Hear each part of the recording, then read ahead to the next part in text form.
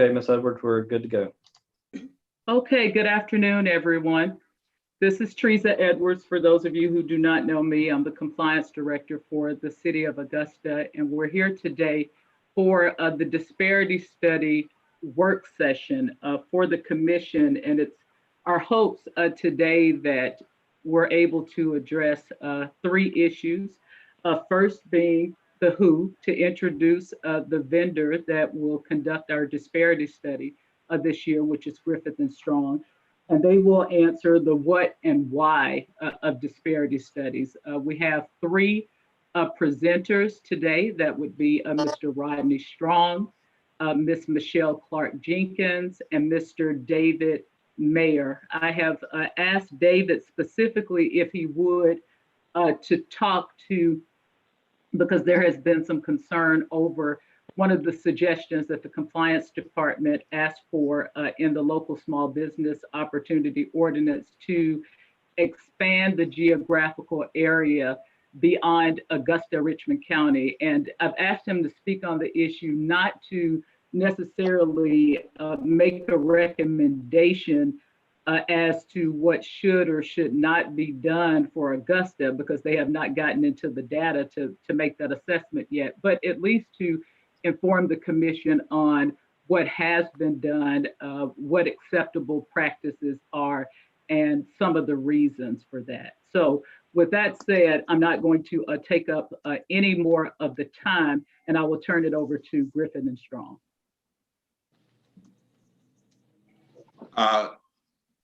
Good afternoon, everyone, and it's a pleasure and an honor to be here to do this brief presentation for you. We would like to just talk to you a little bit about our firm and exactly what we're going to be doing and what are, some of the details about a disparity study. Griffin Strong is a law firm and it's a public policy consulting firm. We're based in Atlanta. And we do work all over the country. We're right now doing work for state of North Carolina, doing 2 projects in Maryland. We just completed 2 projects in Washington State. We're doing a couple of projects in Texas. So we're doing work all over the country. And we specialize in doing disparity research, contract compliance, program development, supplier diversity training. And we've been in the game a long time, and we've got a really qualified team. One of the things I learned a long time ago was to have a quality group of people around you to produce the kind of work that you can be proud of. So we've got 5 lawyers, 2 PhD economists. We've got another PhD candidate that's about to receive her PhD in anthropology. All of them have tremendous amount of experience in disparity research. And none of the studies that we've conducted have been challenged or overcome in any kind of court proceeding. We can go to that next slide. So I got my experience. I'm Rodney Strong, and I got my experience as Director of Contract Compliance at the City of Atlanta. I was Director of Contract Compliance there from 1984 to 1992, and I was the project manager on the first major post-Croson disparity study. And we also put together the City of Atlanta's Equal Business Opportunity Ordinance, which it's had different iterations since we put the first one in place, but it's still in place today, 30 years later. And the principal researcher for our team, you'll hear from later, Dr. Vince Egan. And really, he's one of the foremost experts in the country. He started out doing this work with our firm, and then he's worked with a couple of other firms. So he's actually done more disparity studies than our firm has done. He's been the expert witness, or he's been the principal investigator on over 120 studies.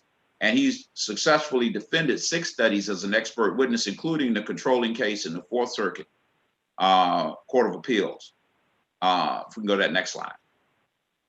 So just want to talk a little bit about what a disparity study is. And really, it's an objective research tool that allows you to determine whether a governmental agency has actively or passively discriminated against certain groups due to their race or gender. And these studies really measure disparities between the availability and utilization based on either race, ethnicity, or gender. And so we also look at discrimination, which may be the present effects of past discrimination. And we determine all that through basically a quantitative analysis. We look at what you've spent money on. We look at the availability of firms, the firms you've spent money with, and we make some determination as to whether or not there's a difference between the availability and the utilization based on various groups. We also do qualitative work. We go in and we do surveys, we do interviews, we accept comments through a website. We do a lot of different things to gather what we call anecdotal evidence. And we also examine your current policies and procedures in your procurement process to determine how you do your public procurement. And so that's part of, the whole step. And Michelle Clark Jenkins, who's our project manager, will get into more detail about that. We go to this next slide. So the findings of the disparity study will result in recommendations by the study team to remedy any discrimination or disparities found. Really doing a disparity study is really the first step. It's a beginning of a process in determining whether or not there's a baseline of issues that need to be addressed by the government, and then making a determination as to whether or not that baseline of issues can be addressed and how it can be addressed based on what we find. And so those recommendations, if they're accepted, are intended to be implemented as policy. Usually we'll suggest legislation and some policy changes in terms of how you do your procurement process. At this point, I'm going to turn it over to David Maher, and he's going to go into some of the legal requirements. He's going to be the lead counsel on the case. David. Good afternoon. Again, my name is David Maher. I'm with the legal division at Griffin Strong, and I will be primarily tasked with the research and the drafting of the legal analysis chapter of the overall study. As Mr. Strong alluded to, there's a reason that we're doing disparity studies. And what it is that disparity studies form the factual basis for any remedial contracting program. And the Croson case that he references, City of Richmond versus J.A. Croson, which was a U.S. Supreme Court decision from 1989, that really was at the forefront of establishing the idea of disparity studies in order to create a factual basis for such programs. And so anytime that you have a race-based or a gender-based remedy or program, you're going to raise constitutional considerations. And so those constitutional considerations have to be addressed and understood as the process is going on. And so where you have a race-based program, you're going to have constitutional scrutiny, which is at the highest level, which is called strict scrutiny, and intermediate scrutiny, which is a little bit lower level for gender-based remedies or programs, or programmatic elements. And so when you have a strict scrutiny situation, you have two things that you must show in order to defend your program. Should there be any kind of legal challenge to the program, you need to show that you had a factual basis in evidence to justify that remedy or that program, and that the program or remedy is narrowly tailored to remedy the actual discrimination that has been found. So you don't make it over-inclusive or under-inclusive. And so the purpose of the disparity study is to establish and to gather that factual basis in order to recommend or design a program that comports with the strict scrutiny standard, or if there's a gender-based program element, intermediate scrutiny. And so over the course of the 30 plus years since the Croson decision, courts have established or blessed certain kinds of methodologies, and those will be discussed in just a minute by Dr. Vince Egan. But those methodologies have been established, and we have integrated them into our study methods so that we can, if needed, legally justify any kind of remedy or program element that we recommend at the end of this disparity study. And so with that said, I'll pass it off to Dr. Vince Egan, who will talk a little bit more about methodology in more detail. Okay, good afternoon. I'm on slide 8. I apologize not being there visibly. I live out in Covington, Georgia, which is about 2 hours east of Augusta, and I have terrible internet, and with everybody at home, it's just hard for us all to have video at the same time. I want to talk about methodology, some highlights of methodology, and you move to the next slide 9. The big components of the methodology, we start with a legal analysis, which is basically just updating where the case law is to see if there are any changes in the methodology we should make in light of evolving case law, and we focus on cases in the 11th Circuit where we are here in Georgia. We then have a policy review, and I'm going to talk about all of these in a little more detail in the subsequent slides. We then collect and clean data, and that's basically our responsibility. We then do a relevant market analysis, because what we want to do is to compare the utilization of firms, that how much money did they get, to their availability, how many firms were there in a common area. And so we try to see where are you doing most of your spending as such. And it typically is for a city and county, it's typically either that city and county or the metropolitan statistical area where we look at, or sometimes a consolidated statistical area to get most of the spending and then available firms. We then look at utilization and threshold analysis. How much did firms get? As I said, then how many were available? And then we compare those two. That's the simple core starting point of it. We then look at were there problems in the private sector, so that even if you didn't have problems in your agency, were there problems in the private sector which could justify remedial efforts on your part? We then look at anecdotal evidence, the qualitative evidence from which Michelle will talk about, from surveys and focus groups and interviews. And then we put that all together into a final report and recommendations. Next slide.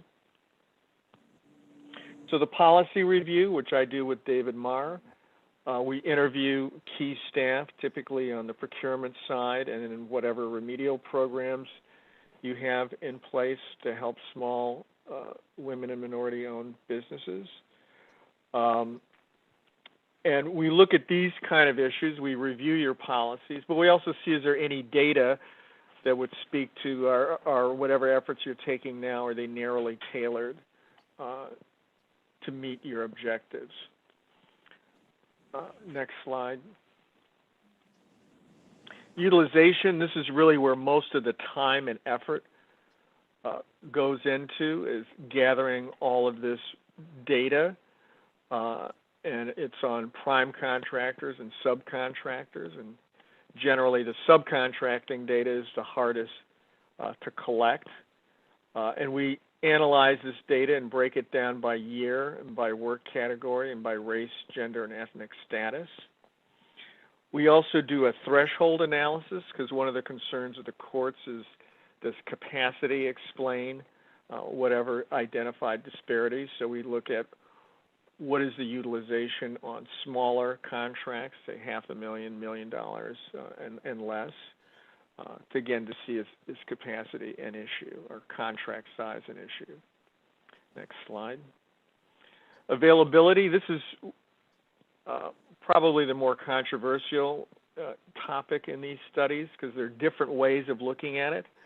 And the courts have not, after all these decades, settled on this is the only way you can look at availability. We are proposing to do for your study a list-based approach, where we collect all the bidders and vendors and awardees and certified firms. There are other methodologies where people just sort of try to estimate the percentage of firms available in these different categories. One of the limits of that approach is when you're trying to have a working program after the study, do you have lists of firms and what they have done that you can work with to build a program? And as part of this availability analysis, again, we will factor in contract size, business capacity, and experience. Next slide.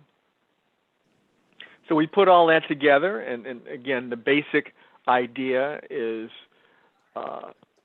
if, say, Hispanic-owned firms were 10% of the firms in the marketplace? Did they get 10% of the dollars in the marketplace, which is, of course, a very simple idea. And we take that very basic idea and then investigate it further and further. As I said, we look at different size contracts. We see if there's a difference. Was it statistically significant, meaning was it large or was it really close to parity?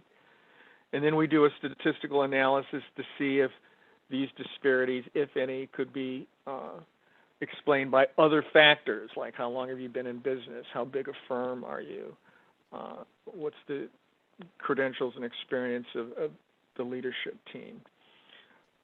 So again, we start with that basic kind of disparity ratio and then build on that from there. And this methodology, again, has been accepted by the courts. We then, next slide, as I said, look at a private sector analysis where we look at self-employment disparities, construction market disparities, and disparities in lending to see if there are disparities which also in the private sector which could justify, again, taking remedial efforts in the public sector. And with that, I'll turn it over. And then I guess I turn it over to Michelle at this point. Yes? No? Michelle, you're muted. Good afternoon. I'm Michelle Clark Jenkins. I head the consulting division of Griffin Strong, and I'm the project manager on this project. So one of the other things that Dr. Egan mentioned is that we do a qualitative analysis, which really helps us after we've looked at the statistical evidence, is to help us to really shape our recommendations. So we talk to the business community to kind of get a handle on, the good things that the city's doing that really work and the things that they have concerns over. So that includes a combination of efforts. The first one will be an informational meeting that'll be held probably the end of next month or the beginning of November, which will inform the community about the study process. We really like to do that very early on because it helps us to first get introduced to the community. It helps us to also know who the loudest voices are, who the activists are in the area.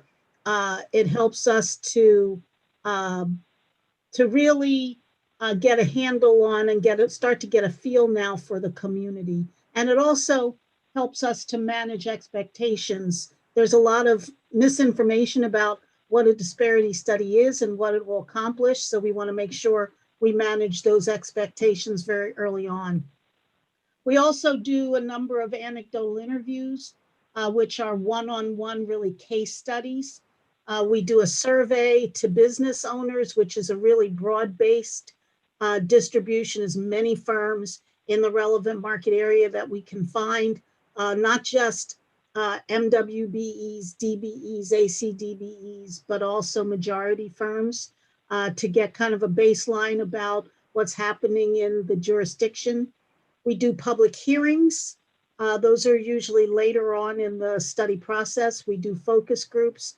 We also reach out to as many civic and trade organizations as we can. We have kind of a standard list, but we'll also work in conjunction with the city to kind of understand the other organizations that are really active. They're really helpful for two reasons. One is that they're kind of our tentacles into the community to help us get involvement of firms in your marketplace. And also we get information and feedback from them individually in terms of their whatever they would like to say and contribute to the study. And then finally, if someone has not been invited or has not been able to attend any of the other anecdotal activities, they can always email us their information or their story. We're also very active with social media comments. At the end of the day, we don't want anyone to be able to say, I didn't know about this study and I didn't have a chance to participate. We want everybody to be able to participate. So for all of these events, we do press releases, we do email blasts, we get ourselves on community calendars. So we try to reach as many people in the community as we can. So at the end of the study, we will have findings. Our findings are kind of what they are. They're the outcomes of the individual chapters.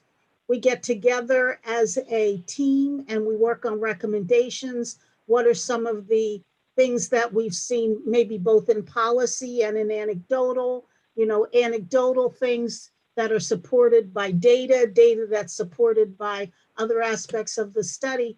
And based on that, we come up with recommendations, policy recommendations, which are based a lot on the anecdotal evidence we hear.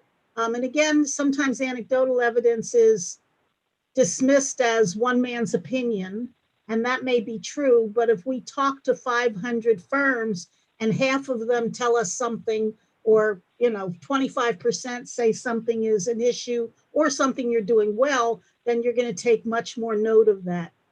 So we really do try to quantify as many of the anecdotal things we hear as possible. Policy also plays into it in terms of understanding what you've been doing. That helps us to maybe formulate maybe where we think you should be going. And we utilize, of course, best practices that we've seen across the nation, as well as just our general expertise in this area. First, we will always look at race and gender neutral remedies. And then we'll also, if needed, combine those with race and gender conscious remedies. So finally, we're usually asked, how far do we go down the road with you? So on this study, one of the things that's important is that when you roll out a study to the community, you want to make sure you do that strategically. You want to make sure that we're talking about the road ahead. A lot of the community will already know what your outcome's going to be. They'll say, well, that's something we already knew. So what they're really waiting to hear is, what is the plan moving forward? So we will be working with you on the plan moving forward. Implementing what we recommend is really key. So we'll work with you about the features that we're recommending and how they'll be implemented. We have been kept on to do some post-study consultation with you. So we will be there to really help you, as I put it, go down the yellow brick road before we kind of leave you. But with Griffin and Strong, we never really leave you. We're always there. If you need some advice or some information, we're always there to assist you. So that is our presentation today. If you have some additional questions, we're open to answering them.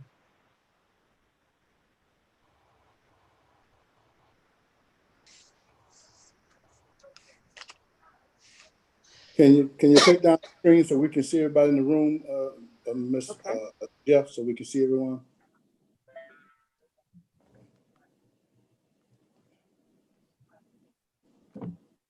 Commissioner, you took down everybody and you block yourself out.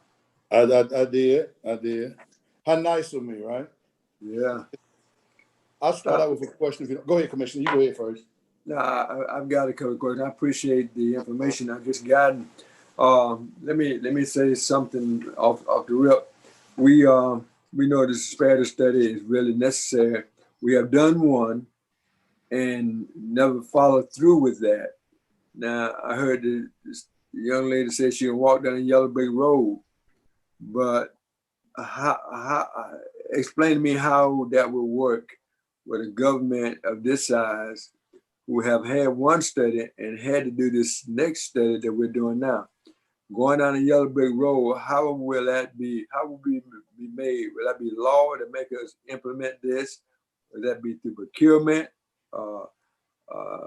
Through Ms. Edwards' office? Can you help me understand how we make sure once the data is brought back? I get that. You got to bring it back. Our first study said Augusta was discriminating against women and minorities. I knew that from the beginning. But the study revealed that, but we didn't do anything with it.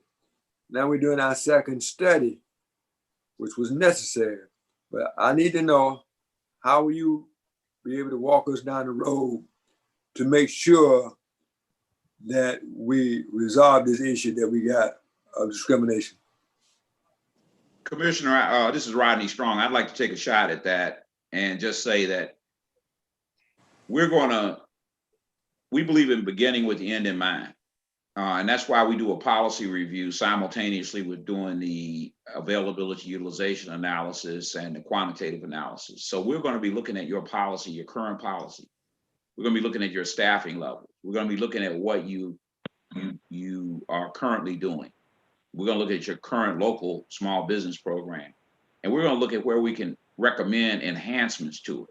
Now, obviously, the next step is going to require the buy-in of the majority of the commission. You'd have to change, whatever legislative recommendations we make, you'd have to adopt those, whatever kind of staffing changes that we recommend. But we'll be working very closely with Ms. Edwards, her team, working very closely with you, working closely with the community to come up with a plan that really has teeth in it and will work.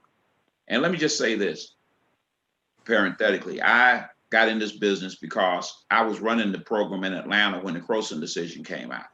And the program was overturned because of a ruling of the Georgia Supreme Court based on the Supreme Court ruling in Croson.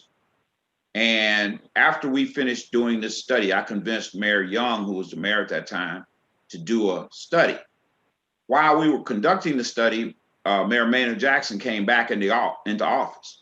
And of course, I had to make him understand why we had to do it. He thought it was ridiculous that, in 1990, just, 20 years after, the civil rights movement, we had to prove discrimination, but we had to do it.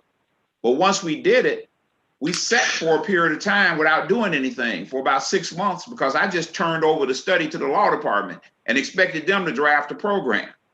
And it became clear once we had a meeting with the city attorney that they didn't know how to draft a program because they didn't know how to run a program.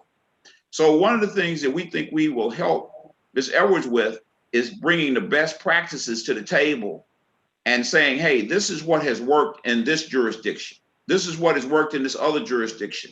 And we're pretty conversant with what's going on around the country and jurisdictions of your size.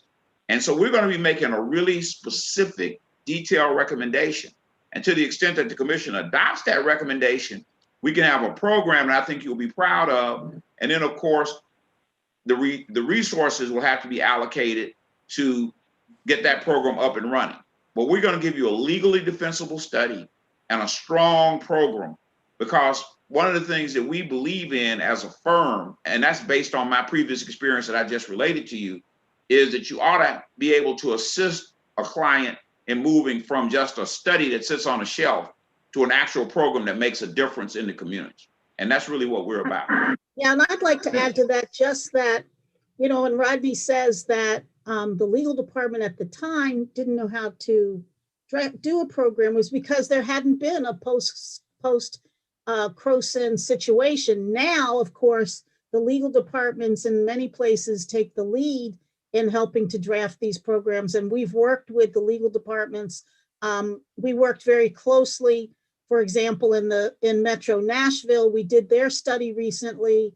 And then we met between the compliance department, the procurement department, and the legal department. We work with them to draft their legislation. We help them walk it through city council. We were up there many times having meeting with city council members to assist in that process. And then ultimately we work together as a team to pass that to help them get that legislation passed along with the legal department. And then we did also help them with their regulations. So, we've been doing this. We did it for the city of Greensboro. We also assisted them with getting their new legislation. In some cases, it's updating. We did not do the study for the city of Charlotte, but we did come back after their study and help them to rework and to do some enhancements to their program. So this is, like Rodney said, this is something we do all over the country. Could I jump in just 1 second before you make another comment, Commissioner? And Mr. Strong, this is a statement that I want to make, and I want to make sure that I'm correct in making this statement. And if I'm incorrect, then you tell me. When you're looking at disparity studies, and specifically in terms of them being challenged, you look at the disparity study itself could be challenged. Is that correct? Right. Somebody could say it's just not sufficient. You know, it just doesn't Right. have evidence that would be legally sufficient to support any program that you put in place. Or it could be the implementation of the findings that could be challenged. Is that correct? Yes, ma'am. It could very well be that you didn't implement properly, that you made certain decisions. I had a situation like that with the city of Cincinnati, Ohio, where their ordinance specifically said that if the differential between the winning bid and that did not comply with their ordinance and their bid that included minority participation was more than 10%, that they could not award to the firm that had the minority participation but a higher bid. And they ended up doing that. They awarded to the firm that had the minority participation and violated their own ordinance. And that ended up in a lawsuit for the city of Cincinnati. So you have to be able to implement.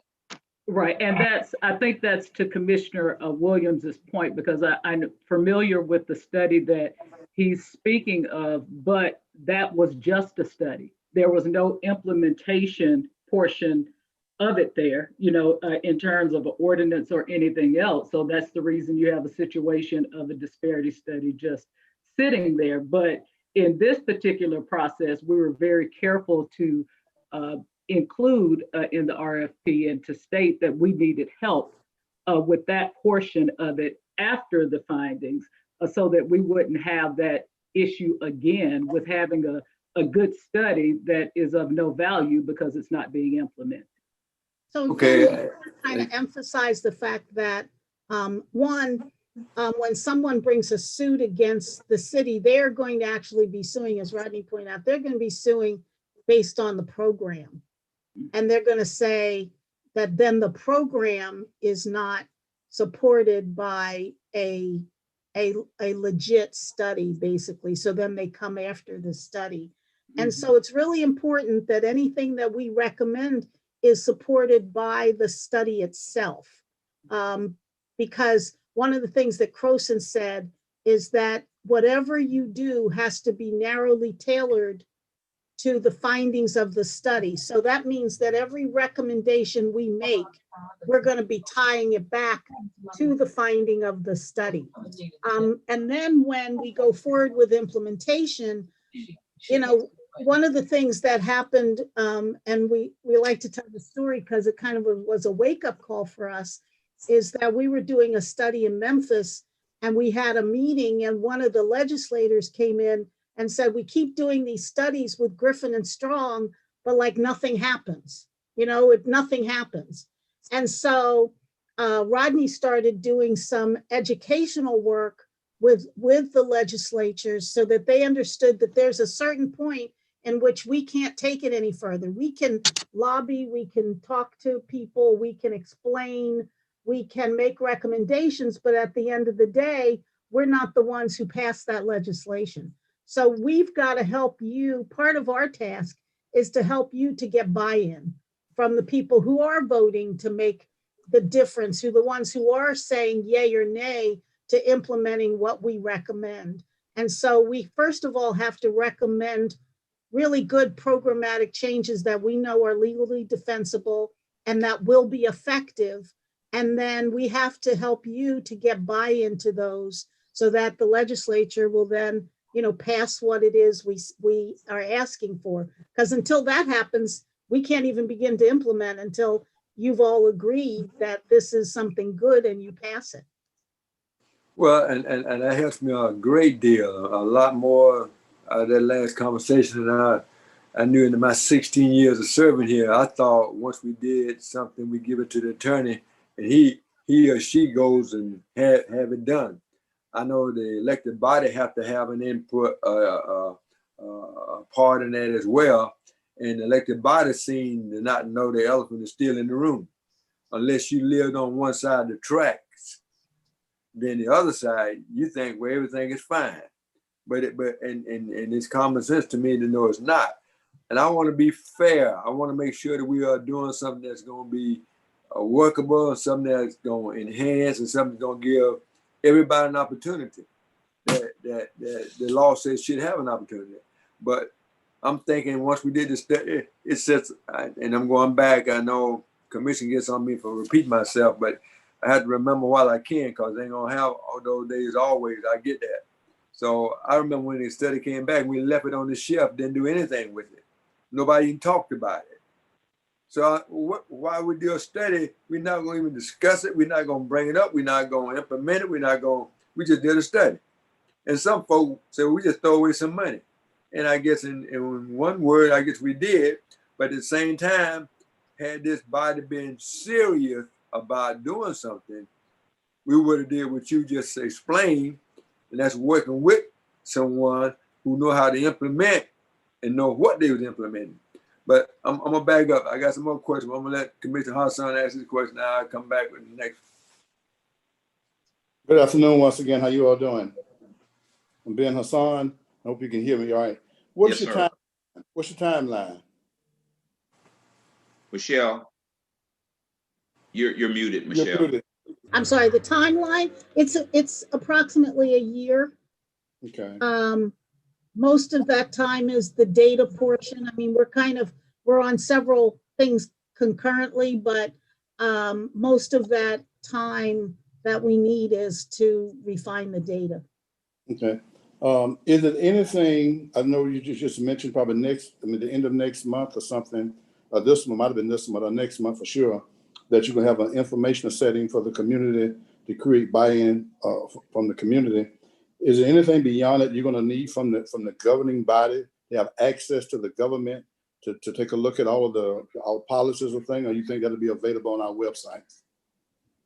So what David and Vince will do in doing the policy, they'll pull what they can from the website, and then they'll do a document request of policy documents that they need that were not available on the website. And then they'll also begin to set up interviews.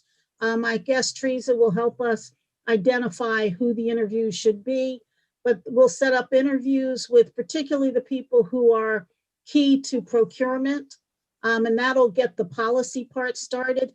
In order to do the buy-in from the community, the biggest thing we'll need first off will be like a vendor list. We'll start to put together some third-party lists that we can find, but it's kind of central to that will be your own vendor list, so we can alert the community that of the meeting we're going to have. So did I also understand you to say from the policy recommendation period that you all are still on board at that time? All of this is part of this process. The policy that needs to be revisited or abolished or what have you, input new policies, you're still on board through this whole process at that particular time?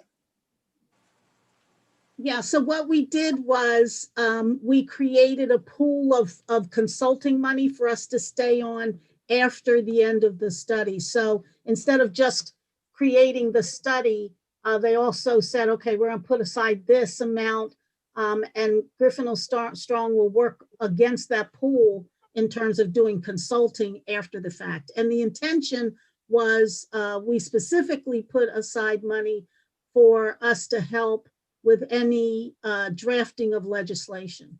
Okay. From a procurement perspective, from a historical perspective, I know each jurisdiction around the country probably different. What impact, when you do a study, does it normally have on the existing procurement policies in those jurisdictions? Oh, wow, that can be soup to nuts. I'll let Rodney also jump in on this. But I mean, there are jurisdictions that had nothing. We did a study for St. Louis County, which is the county where Ferguson is, where, you know, where there was a lot going on a couple of years ago. And they literally had nothing. And so we talked to them about how to build a program. The first thing was, and we say this to everybody, you have to have the resources. So, you know, it doesn't make sense for us to recommend a robust, let's say, race and gender conscious program if that's what the study shows. if you have one staff person. So we have to have resources. So they actually, at the end of it, actually did a nationwide search, found a very seasoned person. So they had to even start with just having somebody to start to create their department, a compliance department. So it really is soup to nuts. We have seen a lot of changes. Memphis is probably a huge one. Rodney, I'll let you talk about Memphis. They've been, there's someone who just bought into everything we said from top to bottom, and the results have been kind of amazing there.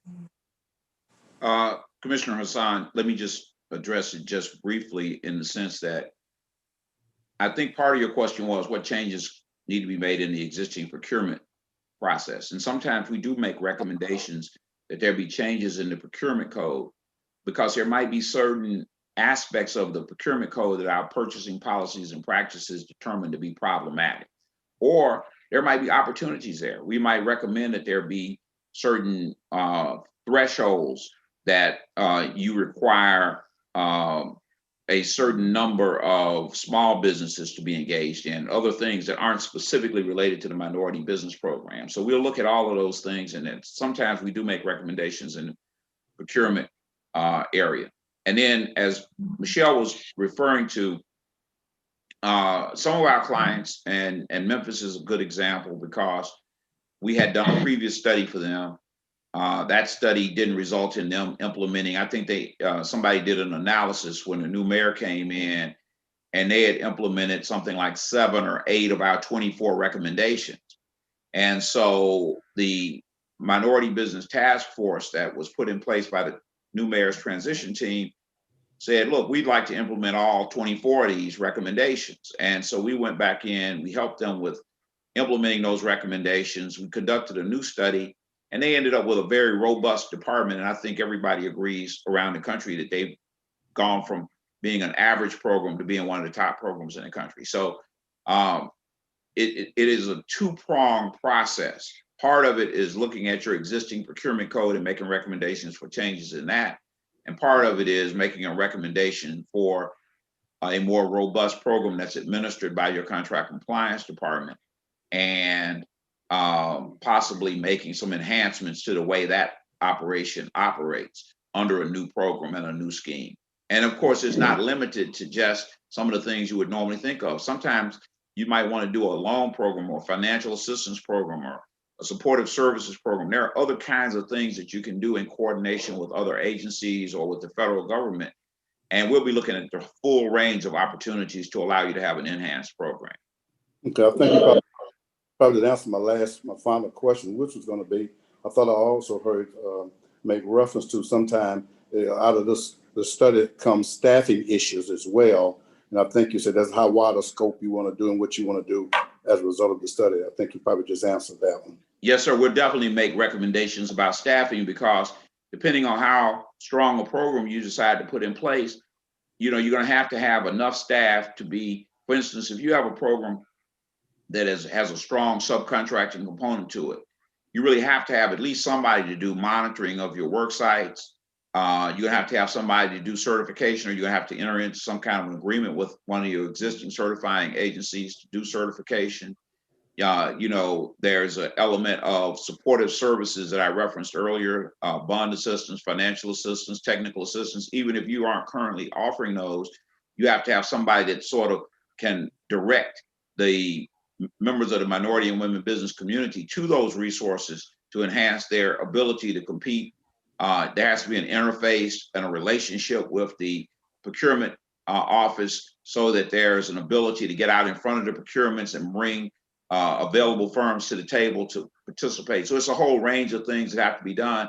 And there's inevitably going to be some staffing recommendations that we'll make. Thank you, sir. Ms. Sams, you had nothing you want to ask?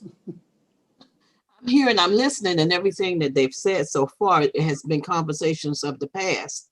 I must say I'm truly impressed with what I've heard. Thank you guys for being on point. Right now, there are no questions. The information they brought to the table for me is refreshing. And it causes me to kind of go back to the previous study and think about the things that happened during that study, but we will get to that once you come on campus. And I'm sure we're going to spend many hours together. So I look forward to working with you guys. Congratulations on the contract. And so far, Mr. Commissioner, I like what I'm hearing, and I look forward to the challenges that we are going to solve. Okay, I just want to know, do we need to keep them? Oh, yes, sir. I think this is a group we'll keep for 15 more minutes. Yeah. Commissioner Williams, there you are. Yeah, go ahead. I'm sorry, Yeah. Ms. Yeah. Yeah, thank you, Commissioner.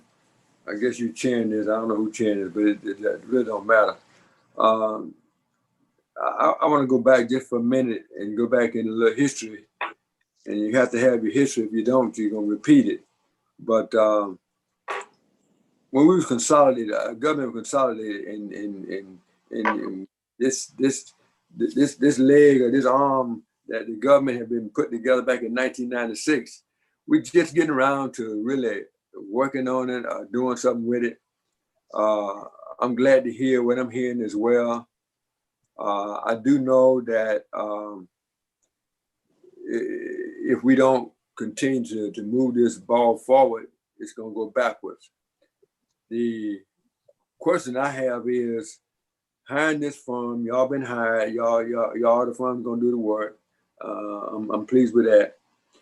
But who will continue this work if Ms. Edwards, Ms. Sams, this elected body, will y'all continue to work out through this, what time? In other words, who blows the whistle? Who stops this?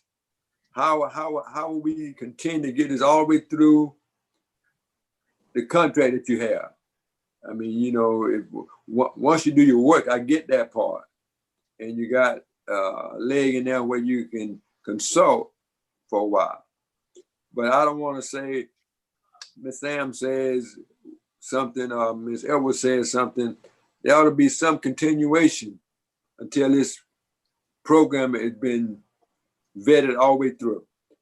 We've been challenged already by the courts. Ms. Sam been in court more time than a speed on the highway. So we need to make sure that this is followed all the way through. Who handles that?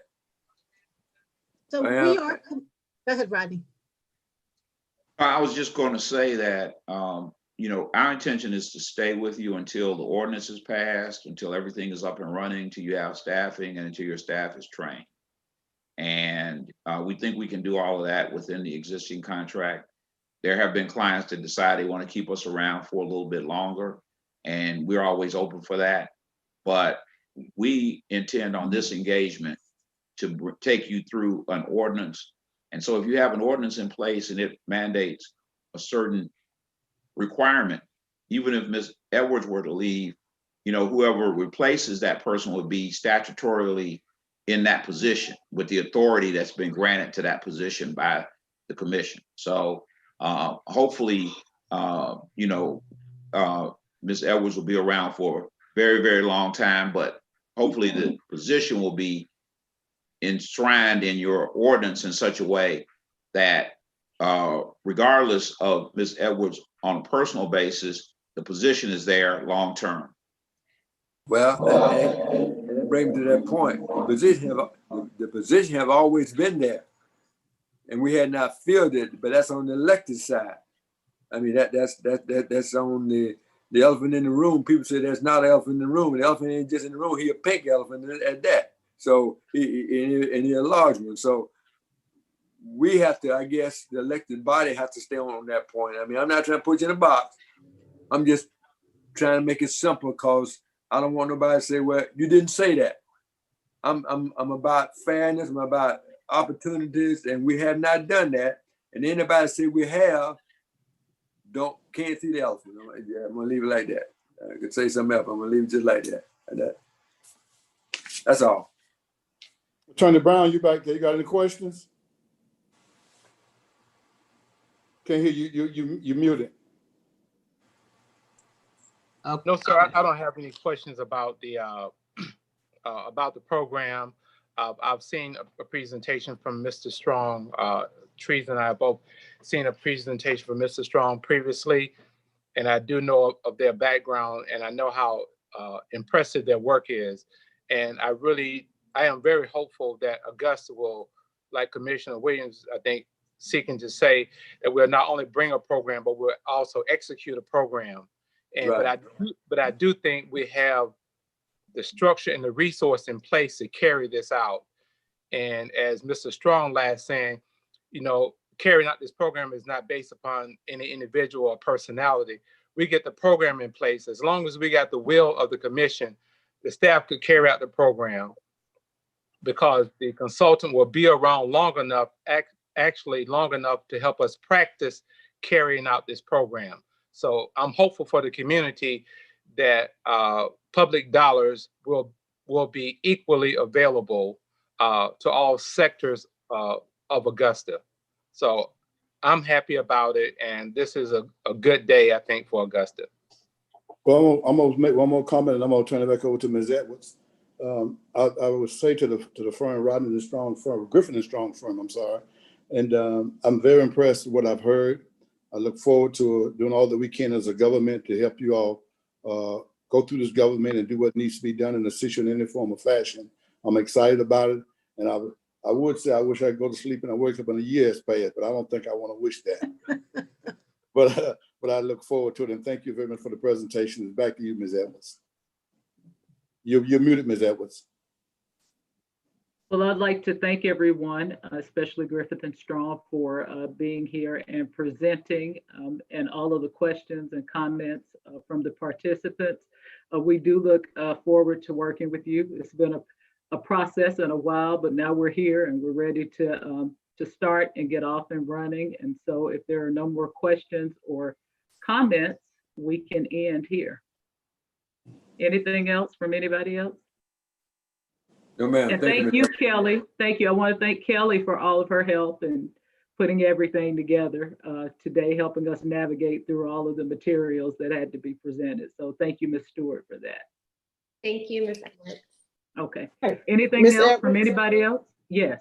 I know we didn't talk about it, but we were going to touch a little bit on the reason for the expansion.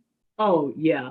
Yeah. I had spoken with David about that. And one of the things that I had mentioned in the expansion of the local small business, it was several things, but I think one of the things that bothered certain individuals was the expansion of the local small business opportunity program beyond the Augusta, Richmond County area. And I was just asking to just maybe share some of the things that you've experienced with municipalities and how that they do it. As I understand it, there's no right or wrong way to do it. Certain municipalities do limit it to those areas. Certain municipalities don't, for various reasons. So I think David was going to speak to that. Sure, yes, I'm happy to do that. And you have plenty of people on this call who can also weigh in with their experience as well, which is really wonderful. So essentially what we talked about, and I make reference to a memo that I circulated last week about this, just giving a little bit of an overview about the issues that are raised when you talk about the coverage area for a local small business program. And so really there's kind of a sliding scale here. And so on one end of the scale, you have wanting to have local tax monies being spent on local businesses. So within the city of Augusta or Augusta, Richmond County, then you also have increasing tax revenues collected from those local businesses. And then you also have increased employment locally. And so keeping the coverage area small allows you to accomplish those goals. But that being the case, you also have a competing goal on the other side, which is to make sure you have sufficient availability of firms that can participate in your program. And so if your program area is too small, you may have some projects that would be great for your local small business community, but you don't have anyone to participate in those particular projects. And so what we've seen in our work is a lot of different approaches, but the two main approaches are to keep it either citywide or countywide And then the other side of that would be to keep it to your metropolitan statistical area. And so I have reviewed the prior diversity study that y'all had done in 2009, and the metropolitan statistical area for that included, I think it was 7 counties. And so you are faced with the possibility of expanding your program to that MSA, or keeping it specific to Augusta, Richmond County. And so, along this process through the disparity study, we probably will be in a better position to make some recommendations on that. But at this point, really, we're just kind of showing what the field looks like, and those kind of competing considerations that direct certain governmental bodies to either keep it small or expand the coverage area. So those options are available. And one of the interesting programs we've seen in this kind of respect, where you've got those competing issues, is DeKalb County here, in the Atlanta metro area. What they've done is they have a kind of a 2-tiered approach. So they have a DeKalb-centric program, but they also allow lower incentives for their metropolitan statistical area. So if someone brings in participation from a local small business that is located in DeKalb County proper, they get one incentive. But if they can't accomplish that, they could still get a lower incentive by bringing in a local small business that's outside of DeKalb proper, but within their MSA. And so that's another way that you can kind of deal with these competing considerations. I have two questions on that, David. So in terms of the local small business opportunity program, we are limited to 2 choices. Is that what you're saying? We either have to go city, county specific, or whatever our defined MSA would be? Well, that's an excellent question. I would say the answer is no, you're not required to do one or the other necessarily, but I would caution that you're going to need to be able to explain why it's not one of those. So right. If you say we're not going to stay just Augusta, Richmond County, but we're not going to go MSA, you need a good explanation for why you're going to go maybe in a tri-county area rather than the full MSA. And there may be legitimate reasons to do that. So you are anywhere between city proper through MSA. So you do have those opportunities, but there's going to have to be some justification for why you designate that area in between those 2 poles. Okay, my second question on that is, let's say, for example, for argument's sake, you have Augusta, Richmond County, and you have a deficit of available minority businesses in that area. But in your defined MSA, you have a higher utilization, but you choose to limit that local small business opportunity program to the Augusta, Richmond County area. Could that be used as an argument to say that you have not fully exhausted your race and gender neutral measures? Because the local small business opportunity program is not based on race or gender conscious motives, right? It's right. And so if you have minority and women-owned businesses in that MSA that could qualify and could participate in a race and gender neutral program, that would be the preferred way. Am I right about that, or that's just a question that I have about that? I mean, that's an excellent question, and I'm going to invite Rodney in after I say my piece on this. But yeah, I mean, that would be a question, and I think it's a legitimate question. Are you, and again, this is something that as the study goes on, we may be finding things that would help such a recommendation. That maybe we can come to a more solid recommendation on what your coverage area ought to be. Because if we are seeing exactly what you're anticipating, if we're seeing that there are small business project opportunities that are not going to small businesses because they're not Augusta, Richmond businesses, but they would have been covered in the MSA, that is a gender neutral, race neutral possibility that has not been tapped into. So that is a legitimate concern and a legitimate question. We really can't opine fully on that until we start to see where that spend is going and what opportunities have been missed or have not been missed in those regards. But again, Mr. Strong may have something to add to that. Yeah. I just want to add 2 points to that. I think you're right, David. We can't fully say, but to the extent that you use the recommendation from the previous disparity study for your local small business program, you can certainly say we've used race neutral measures. If we determine that there is a race conscious disparity, you can say, hey, we've already tried race neutral measures. Whereas if you limit it, you probably would have a difficulty making that argument, at least as far as the area outside the Augusta, Richmond County jurisdiction proper. That's one thing. I also think that, David, if you recall, we talked about that Commerce Clause issue, that you resolved that as well. And that's just a situation where your metro area happens to cross state lines.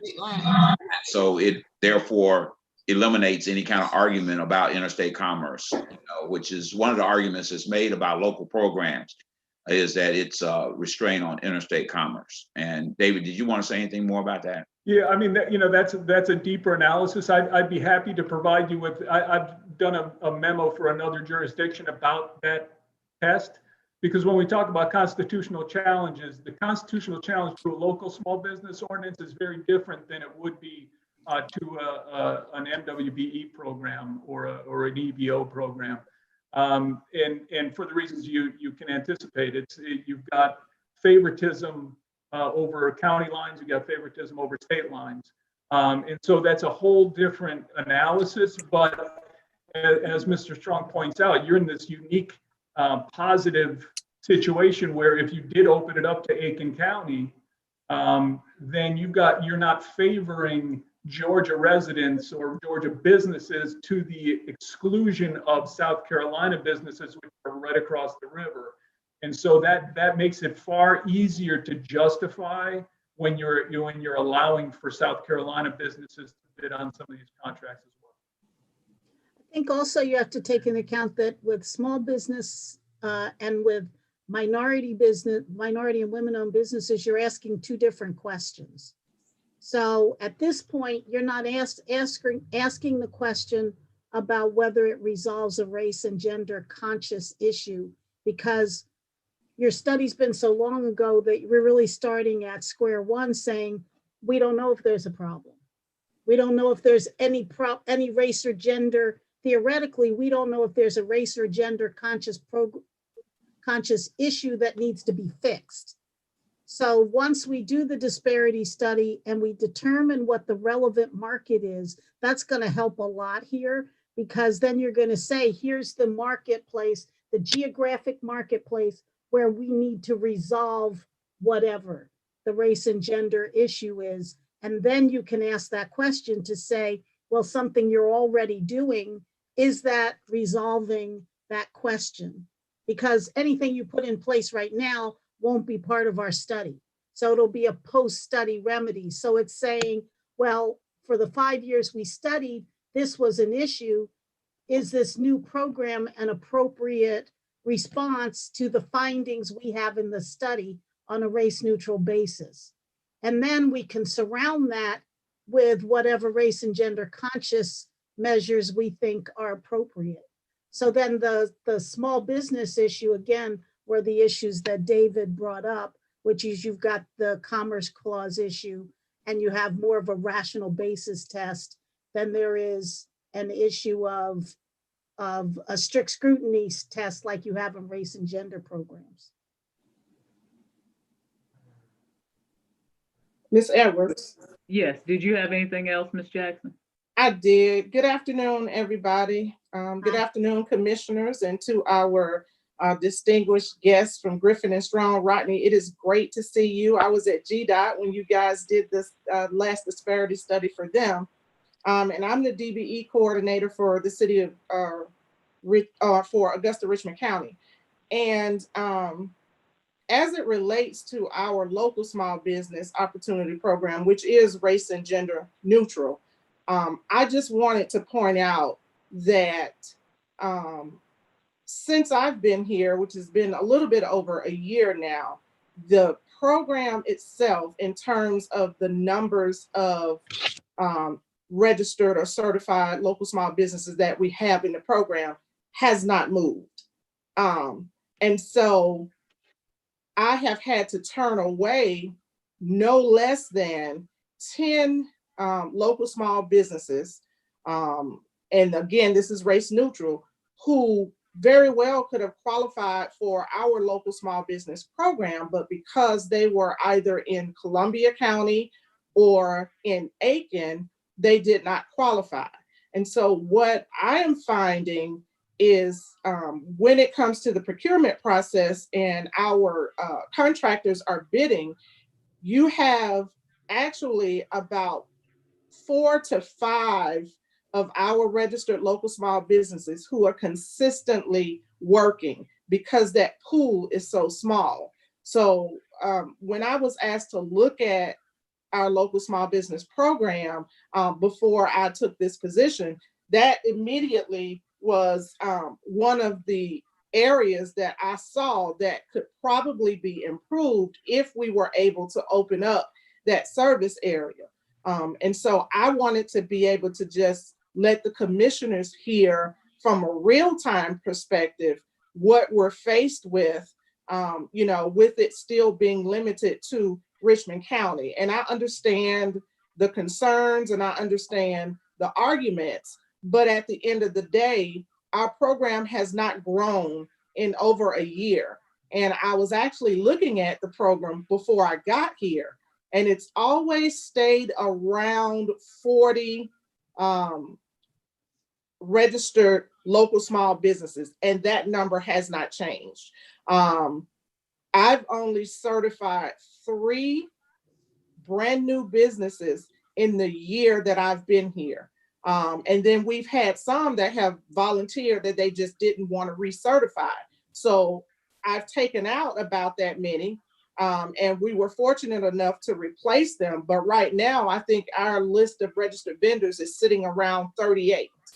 And so we have to think about opening that area up so that we can get more businesses, more small businesses into the program to give our contractors, a little bit more viability with the businesses that are certified. So I just wanted to add that little bit of information.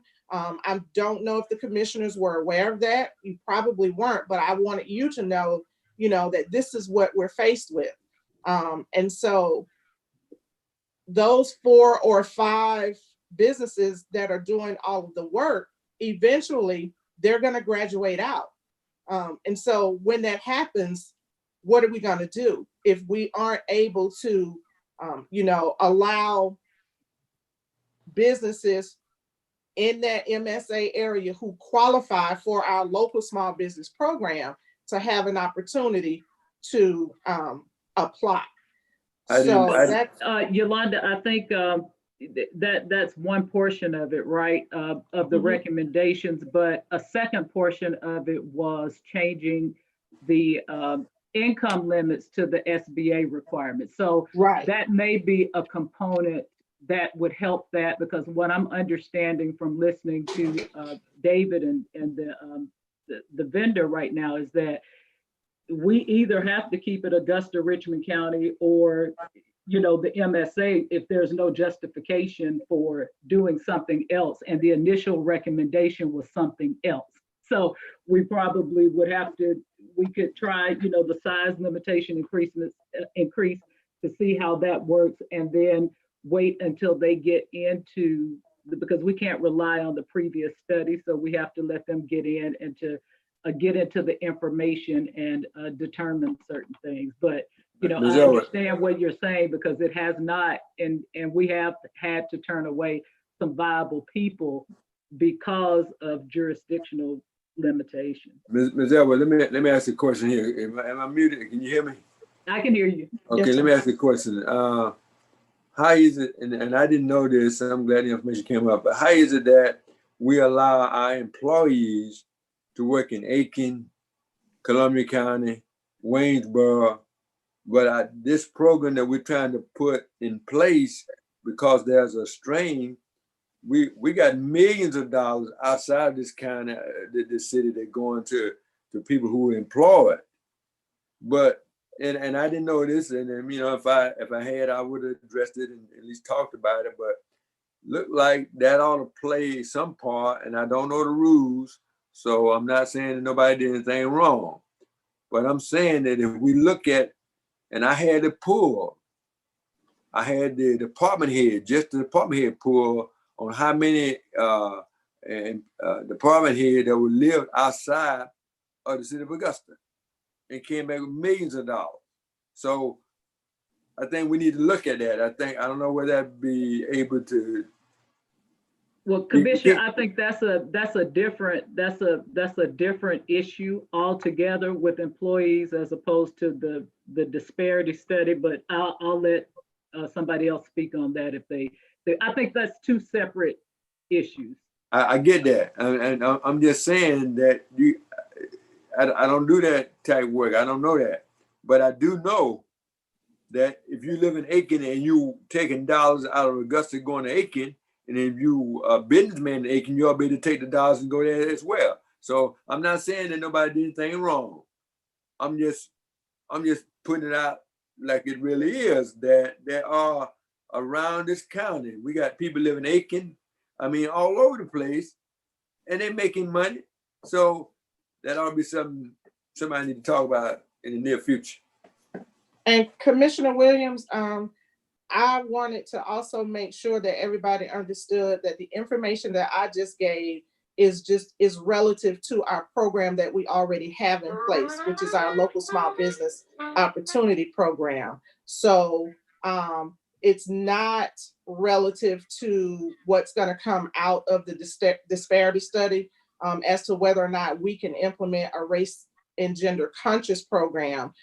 But I wanted you all to understand under our current local small business opportunity program, which is a neutral program, that, you know, these are the issues that we're facing even with a neutral program.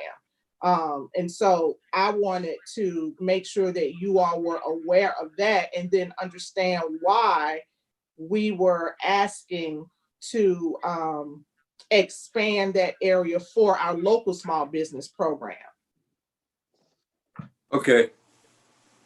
I'm checking out, y'all. Thank y'all so much. I appreciate the time. I learned a lot, and I might be going to work in compliance in January.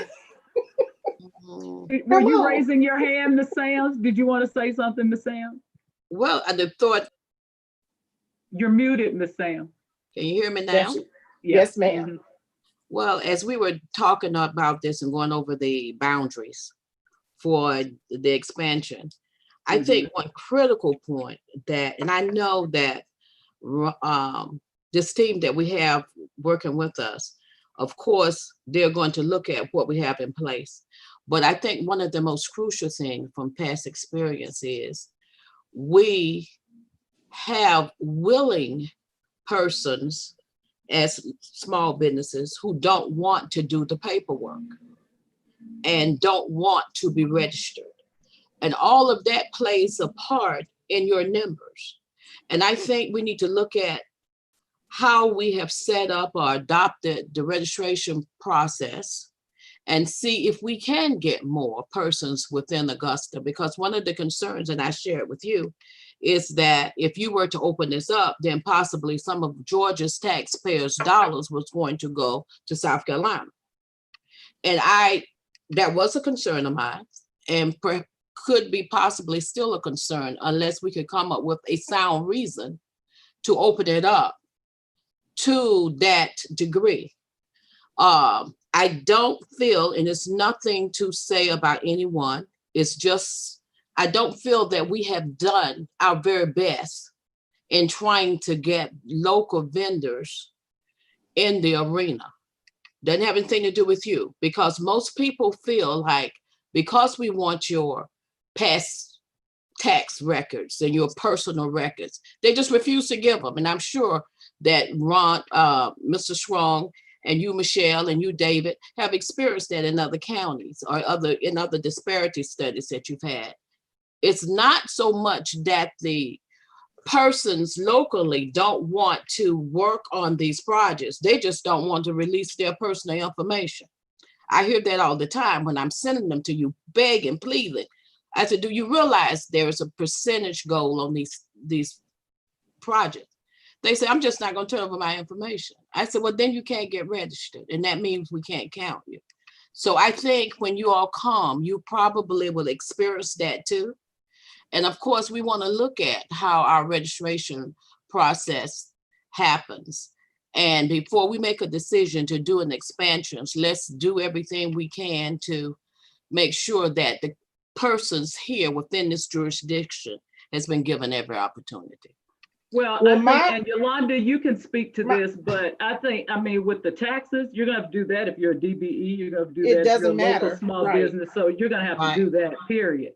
And I know that I can't speak as to the prior administration, but I know since I've been here and since Yolanda has been here, we have gone over and above to help these people through the process about learning the procurement process with Augusta, Richmond County, how to go about setting up their businesses, how to conduct their businesses. So, I mean, that may be one aspect, but I can tell you that that is not a majority of what Yolanda is hearing when people are refusing or not wanting to come. They give us their tax returns willingly, but there are other reasons that they give her that they just simply don't. And I'm not so sure if we opened it up that the floodgates would come through, because they're simply people who don't want to do business with Richmond County.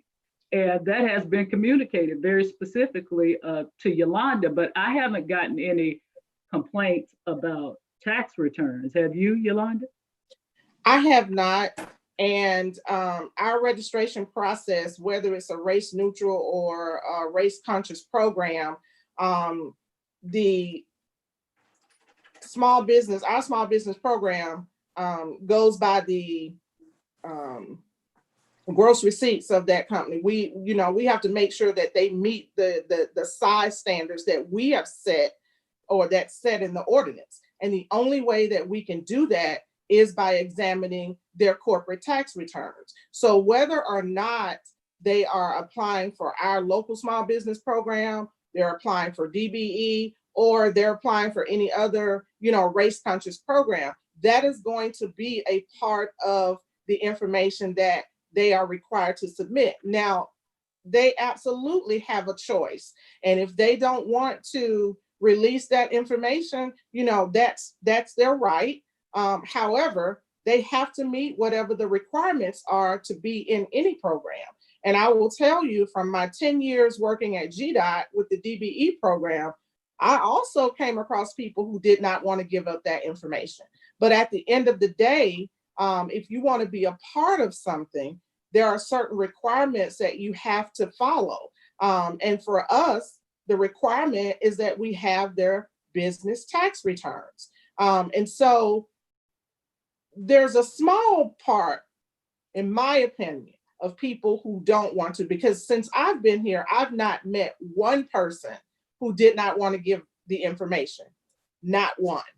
And that's including the new certifications as well as those who have chosen to recertify, because they still have to provide that information. I think there's a lot of factors that go into it. There are some people who don't want to give up the information, and there are some people who just don't want to do business with Richmond County. And so you're going to be faced with those. But at the end of the day, we've done and are doing everything that we possibly can. This program, the Local Small Business Opportunity Program, is not new to Augusta, Richmond County. It's been in place for some years. When I got here, we've done outreach events. We partner with the chamber and other organizations to get the information out about our program. And so you do have some people who are just not ready to be that formal. Ms. Jackson, yes, excuse me for a minute, being Hassan. If you don't mind, can you allow Mr. Strong or Ms. Jenkins or someone to respond to see in instituting disparity studies and having potential those problems, or having to build a client base from scratch? Have you been successful in doing it, or have you been a part of that? Are you asking me or are you asking? No, ma'am, I'm Griffin talking. Strong? No, she was asking, she was asking us, he was asking us, Commissioner Hassan. We have been involved in assisting firms with that, assisting governments with building up their program. And one of the things that is required is a lot of outreach and a certain amount of community engagement. And sometimes, you know, there are a lot of businesses out there, just like Commissioner Sam said, that don't want to turn into big work. I would love to be a commissioner. Okay. You've been Please elevated, let me be a Mr. commissioner. Sam. Well, I was You've been looking at the elevated. logo behind you, so I just and the flags and everything. You look so official. So, I want to be a commissioner. I want to. I'm sorry I promoted you. Thank you for the promotion. It's my ultimate goal to become a commissioner. All right. Yes, Chief Procurement Officer. All right. Got that wrong. Sorry about that. No, I'm not offended. That was quite a compliment. Right. But no, seriously, I think that we a lot of it is about outreach. It's really about outreach and education. And we do that through you know, a lot of different channels. Michelle had a chart in the presentation we did that talked about all the various channels we use for outreach, reaching out to each firms, and then kind of explaining to them what the opportunities are. A lot of times firms don't want to take the time or to do this if they're getting adequate work in the private sector, you know, and so, you know, firms have to realize that there is really an opportunity here. I can remember a couple of jurisdictions that have increased their numbers substantially, where they've increased their process of doing what we call contract procurement forecast. City of Chicago does that. City of Memphis has now adopted that. But it's a process by which you require all the departments to turn in your upcoming opportunities. And then you present all those upcoming opportunities to the business community about a, you know, as long in advance as possible, about a year in advance. As you propose your budget, you go in and you say, okay, these are the projects we're going to be doing, these are where the opportunities are. And when people can see that there are real opportunities, there's usually a flood of certification activity after that, because these firms want to get engaged in those projects. So you got to have some, it's a sort of a carrot and stick process. You know, you have to have a carrot there for people to be willing to take that step, but we've seen it happen.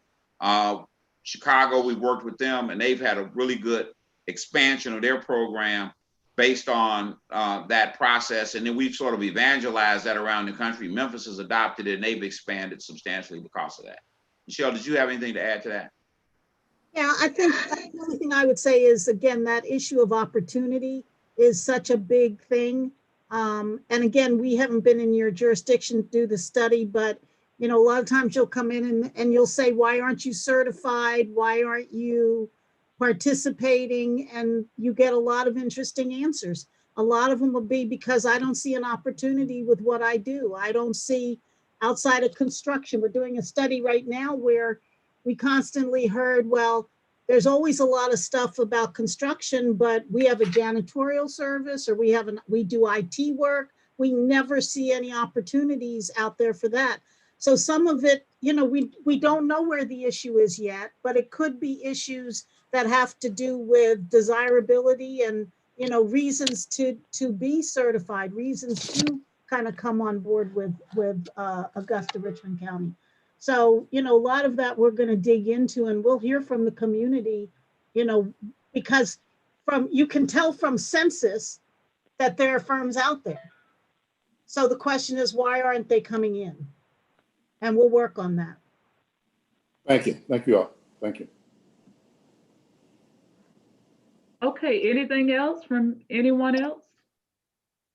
Okay, thank you everyone for coming on, and we will say goodbye and leave this meeting right now. Thank you all so much. Okay. Thank you. All right. Thank you very much.